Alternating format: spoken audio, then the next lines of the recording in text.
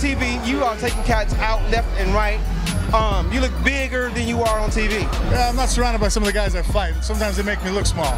Man, you take out big numbers, big names, man. So you have any upcoming fights? Yeah, actually, August 31st in Milwaukee, okay. I'm fighting Josh Barnett, be UFC 164. Coincide that week's the Harley-Davidson 110 anniversary, so be pretty cool. Go out there, beat someone up, ride a couple motorcycles, be a good night. Who would you rather fight right now? Heavyweight champion right now. Who would be a good fight with you? Actually, any of the guys up there, man. That's the thing about it right now. This is what I think is great to be a fan of the sport. There's so many guys up there that are phenomenal fights, really. There's been times the heavyweight division hasn't been the strongest. We're maybe the top 3 guys, and then everybody else is way down. Right. Now, anybody in the top 10 is a danger and a threat to anybody. Where do you see yourself in 5 years? Hopefully I'll still be in the UFC, still fighting. At the time, I'm 34. I still feel like I'm growing and developing, especially out there at Jackson's, with the training partners I have, the coaches I have. It's a lot of good things, but obviously in the future, once I'm done fighting, I'm going to go into broadcasting again. Really enjoy being a part of the martial arts. There's a day my body's not going to hold up, but hopefully if I can still talk about it and be able to give back to the martial arts community that's afforded me such a wonderful life. Man, you do a great job already. The way you talk, you're clear, you're accurate. You will be a great reporter. Thanks, man. It's easy to talk right now. No one's throwing punches at me, so. You ever talk to somebody when you punch him in the ring, like, hey, you know what, I got you now, you son of a gun? There's been a couple times we exchange words back and forth. I can't talk about getting bleeped out, but you're talking. You're like, you're competing as a man against another man. You can only imagine. A lot of bravados going in there.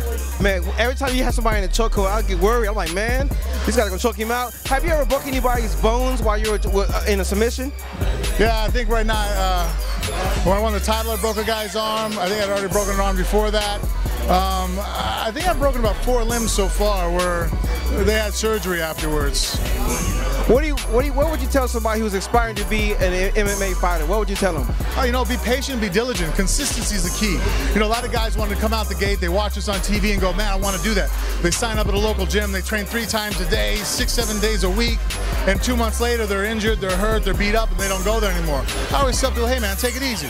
Go to train, but you got to take care of your other priorities. You got to be a good husband, a father, take care of your family, go to work, make sure you have that squared away, and then, go out there and train. But again, you can't, Rome wasn't built in a night, right? Well, the same thing when it comes to your fighting. Just go out there, try to find a good gym that you can go with, and just be consistent. Don't be the guy that has to be there every day till they shut the door. There's nothing wrong going there 3 times a week, learning, having fun, make it enjoyable. Because trust me, once you turn pro and you got camps, there'll be a time where it's not going to be as fun. Hey, we're back here with Frank Mir once again. I got a quick question to ask him about the fight against Silva and Chris. How you feel about that fight? You know what, I was sad because I do think Anderson Silva, pound for pound, is one of the greatest fighters of all time. But the fact that he was showboating the way he was and had to pay the price, I personally think that's a good lesson to everybody out there, you know what I mean? I'll become a fighter and say, hey, look, he's a phenomenal fighter. In fact, you know what? If he takes that fight seriously, I still think it's a hard fight for Weidman, you know what I mean? Even though I think he has a great opportunity to win the fight, Anderson Silva's a tough dude. But it shows that even the best guy in the world clowning around get knocked, you know what I mean? He got put on his butt, but lights out. And there's nobody better at throwing hands and feet than Anderson. And guess what? He got knocked out because he was showboating, being silly and doing too much, I'm glad that happened. Had he been out there and been serious, I'd have been depressed if he got caught, But the fact he was doing what he was doing, no, you know what? It was a fitting ending. Man, it was crazy, man. Wow. Last question, man. What is your Facebook and Twitter? I'm at the Frank Mir on Twitter, and my Facebook, I have a fan page, and then basically Frank Mir.